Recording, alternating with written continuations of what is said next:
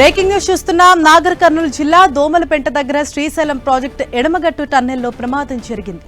14వ kilometre దగ్గర 3 మీటర్ల మేర పైకప్పు కూలింది. ఈ ప్రమాదంలో పలువురు కార్మికులకు గాయాలయ్యాయి.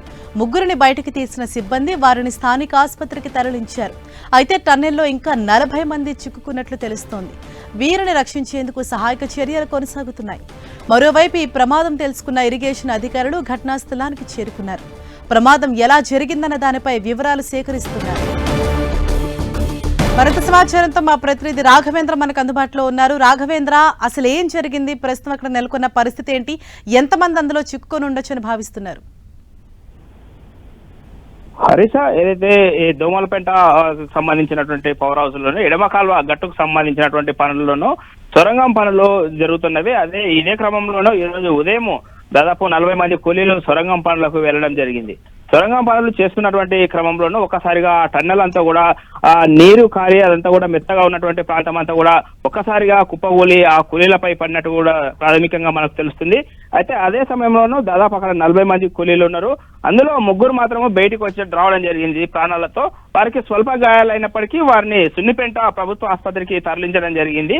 అయితే ఈ ఘటన గతంలో కూడా ఒకసారి ఇలాగే జరిగినప్పటికీ ఎలాంటి ప్రాణ నష్టం జరగకుండా కార్మికులంతా కూడా బయట పడినటువంటి పరిస్థితి అయితే కనిపించింది. కానీ ఈసారి పెద్ద మొత్తాన కార్మికులంతా కూడా పనులు చేస్తున్నటువంటి క్రమంలోనూ ఒక్కసారిగా ఆ టన్నెల్ అంతా కూడా వాళ్ళపై పడడంతో ఘటన చోటు చేసుకున్నదని కూడా తెలుస్తుంది. దీనిపై వెంటనే ఇరిగేషన్ శాఖ అధికారులు కూడా అందరూ స్పందించడం జరిగింది. సంఘటన స్థలానికి చేరుకుంటున్నారు ఒకరొకరంతా కూడా.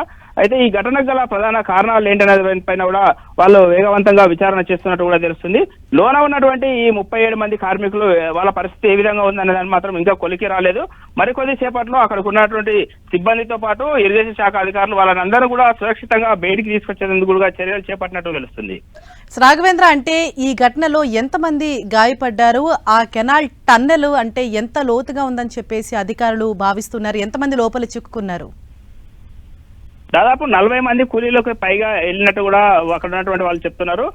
40 మంది పైగా ఉన్నటువంటి క్రమంలోనూ ముగ్గురు మాత్రమే ప్రాణాలతో బయటికి రావడం జరిగింది. వాళ్ళకి స్వల్ప గాయాలయ్యేవి. అయితే దాదాపు 36-37 మంది ఇంకా లోపలే ఉన్నట్టు కూడా తెలుస్తుంది. ఈ 36-37 మంది కూడా ఏదైతే ఈ కాల్వకి ఏదైతే లోన టన్నెల్ తవ్వకాలు జరుపుతున్నటువంటి క్రమంలోనూ అక్కడ ఒక కొంత ప్రాంతం అంతా కూడా తడిసినటువంటి ప్రాంతంగా ఉన్నది. ఆ నీరు అంతా కూడా అక్కడ ఇమిడి ఉండడంతో ఈ ఘటన చోటు చేసుకున్నట్టు కూడా తెలుస్తుంది. అయితే దాదాపు చాలా లోతైనటువంటి ఈ టన్నెల్ కావడంతోనూ అక్కడ ప్రమాదం పెద్ద ఎత్తున కూడా వాటిల్లే అవకాశం ఉంటుందని కూడా చెప్పొచ్చు. చాలా లోతైనటువంటి టన్నెల్ ద్వారా అక్కడ పనులు జరుగుతున్నట్టు కూడా తెలుస్తుంది. రాఘవేంద్ర, అంటే ఏ సమయానికి వారంతా లోపలికి వెళ్లారు? అది సుమారు ఎన్ని ఫీట్ల లోతు ఉందని చెప్పేసి తోటి కార్మికులు చెప్తూ ఉన్నారు, అధికారులు చెప్తున్నారు?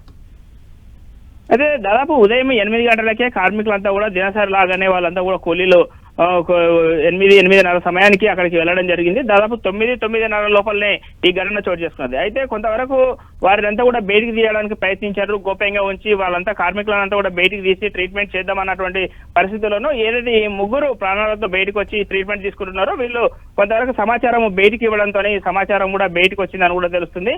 లేకపోయి ఉంటే అక్కడ ఉన్నటువంటి ఇరిగేషన్ శాఖ అధికారులు అంతా కూడా వాళ్ళ ప్రయత్నం వాళ్ళు చేసి కార్మికులను అందరినీ బయటకు తీసేటటువంటి ప్రయత్నం అయితే చేసేవారు. ఇష్యూ పెద్ద కావడంతోనే బయటికి లీక్ కావడంతోనే ఈ సంఘటన చోటు చేసుకున్నదని చెప్పేసి 9:30 సమయంలోనూ ఈ ఘటన చోటు చేసుకున్నట్టు కూడా అధికారికంగా కొంతమంది అధికారులు చెప్తున్నారు. Right, thank you Raghavendra.